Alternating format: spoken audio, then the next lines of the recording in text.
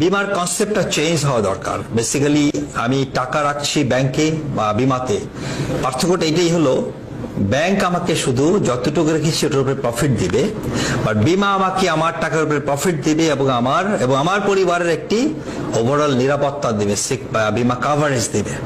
So বিমার এই অ্যাওয়ারনেসটা জনগণের মধ্যে আস্তে আস্তে আরো গ্রো করতে হবে। বিমা মানুষের জন্য, বিমা মানুষের কল্যাণের জন্য, বিমা মানুষের জীবনের নিরাপত্তার জন্য, বিমা মানুষের স্মার্ট লাইফ লিভ করার জন্য। উন্নত বিশ্বে মানুষের বিমা নাই এমন লোক খুঁজে পাওয়া যাবে না।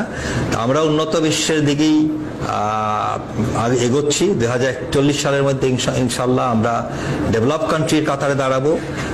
বাই দেন আমাদের সবারই বিমা হবে ইনশাল্লাহ।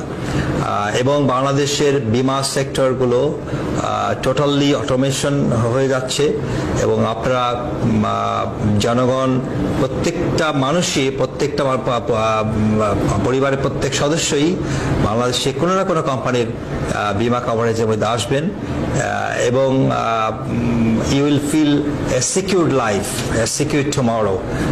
ইনশাল্লাহ আমরা ওই থিম নিয়ে আগাচ্ছি এবং আমরা ভালো কিছু দেওয়ার উদ্দেশ্যেই প্রতিনিয়ত কাজ করে